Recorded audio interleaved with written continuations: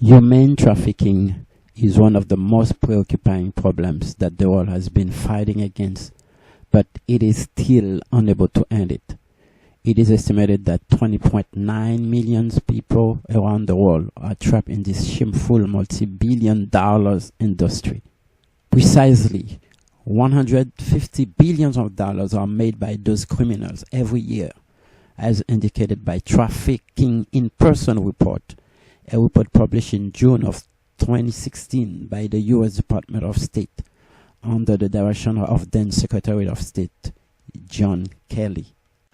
Due to the serious nature of this problem, it has become very important to revisit some reporting details about how traffickers operate and provide certain advice to parents on how to prevent their children from becoming victims of those criminals.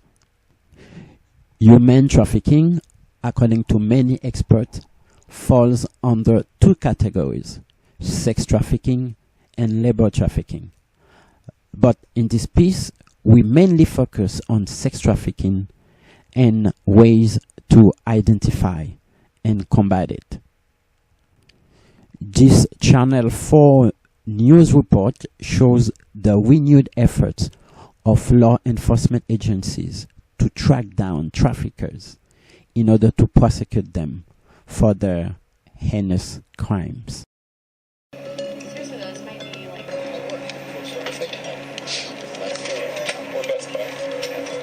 devote a lot of resources to this initiative, and we have some very talented investigators and other individuals that bring this together and work around the clock to rescue these kids. I'm going to try and get her knee in the lot to get her away from the unit. When we talk about Operation Cross Country or these types of operations that we run, the primary goal is really the recovery of children, right? And so we definitely want to arrest those who have exploited children, but our primary goal is really to recover children, and then not only from the recovery standpoint, but providing them victim services to get them back home or back integrated into society. So many experts organize different activities, including awareness activities and conferences, to make people aware of this problem of human trafficking. Here is a presentation by Dr. Alan Jensen explaining exactly the philosophy of the traffickers and ways to recognize human trafficking. They read it, they study it, they want to be good at it, and they want to take advantage of our kids. I'm just going to go through this, and I hope that in a minute you'll understand why I'm going through some of this detail. So they have to the predator has to recruit children, okay? Some are kidnapped, some are actually sold by their own family members. But where they will hang out is, they'll hang out in schools, they'll hang out in malls, they'll go to parties, they'll go to movie theaters. Why? Because that's where kids are. And what do they look for? They look for kids with low self-esteem. They look for kids with a desire to belong, okay? They're looking for kids that are searching for an identity. Because if they find a kid that has a need and they give them that need, they capture their attention and they can suck them in. They look for unstable homes, broken families. Where do you find kids like this? Sometimes foster homes. Sometimes they're in the juvenile system, CPS. Maybe they have substance abuse problems. Those are the easy kids because they already have a need. And it makes it easy for the pimp to supply that need. Then there's what they call, once they find the child, there's a breaking in process. It involves 4 steps: seduction, isolation, a mix of coercion, violence, and control, and then a reframing process. Seduction is where they fulfill that need. So if a child wants love, they'll be the boyfriend. If they need a father figure, they'll be the daddy. If they need security, they'll provide them shelter, maybe food. Again, drugs. Once they do that, and they've, in a sense, courted the child for a while, then they start to create reliance, emotional reliance, mental reliance. They start to brainwash the child into believing, I'm the only one that really cares about you. And by doing that, then they also remove all the other child safety nets, so that the only thing the child has to fall back on is the pimp.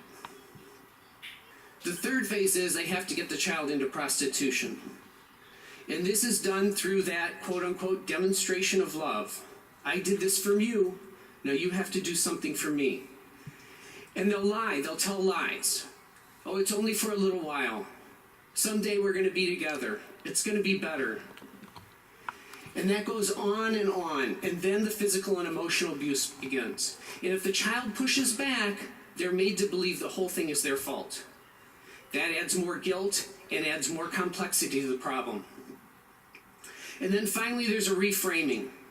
They're given a street name. They're only known by that street name. As you just heard, they're branded. That's Richie's name on her inner lip if you can't read it. All right, she now becomes property. She's an object. She starts to view her world and how the world views her differently. All right, this is a total reframe. She has an incredible sense of shame, degradation, guilt, and soon she has a new family. The family is the pimp and the other girls in the stable.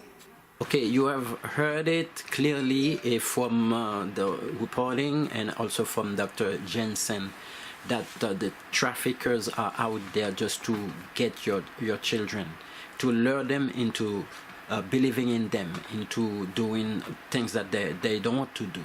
Exactly. So I'm gonna give you some advice exactly on what I do exactly to protect my children. You know, you have to be vigilant when it comes to protecting them. You have to let them know that there are bad people, there are sex traffickers out there who can kidnap them and then who can push them into doing some things that they don't want to do. Exactly. So we know that children sometimes they long for love. So your job as a parent is to show genuine and unconditional love to the children, because sometimes the traffickers put into the mind of the children that they are the ones that love them. So if you as a parent you don't show love to your children, so you expose them to be trapped, to be kidnapped, and to be really incited to go into that industry. So we should be the primary caregiver and provider for our children, because those traffickers, what they do, according to Dr. Jensen, is like they tell the children, okay, I am the one, or we are the ones that can provide for you, that can take care of you. So if you as parents, you don't take care of your children, so what happened? You expose them into getting into that industry. So what other things can you do? You should not permit your children to really hang out away from your watchful eyes, because you can expose them to be harmed by people, because you should know exactly where they are, their whereabouts. You have to watch them, because there is no such thing as leaving your children and then hanging out where they're not supposed to, and then you don't know exactly what where they are exactly. You should know. So low self-esteem. If you have a child who has low self-esteem, you have to take it into your responsibility to counteracting that low self-esteem that your child has. That means you teach your child that, okay, she is as important, she is as competent as other children. Okay, she is as beautiful, he or she is as beautiful as other children. So that's when some children may say, I'm not as beautiful, I'm not as intelligent. No, you tell them you have a brain. Okay, it is your right to feel as beautiful as other children. So every beauty is unique, exactly. So they should exactly believe in themselves, and so they not really attracted too easily by those traffickers, by those human traffickers. Okay, what about when your children are out there going on trips with their school, with their church? What do you tell them?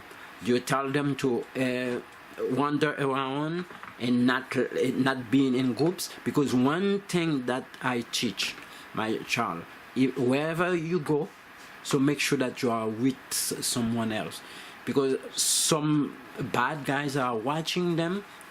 They're watching their every move when they're by themselves.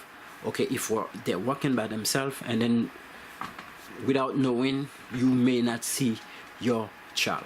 Okay, so Dr. Jensen, and then even some media reports, let you know that, okay, this is how the kids are being kidnapped, because they are wandering around by themselves, and then at night when you are in your bed at home, and then they're out there, so hanging out with friends. This is not a good thing. So this is your responsibility as parent, to make sure that your children are safe.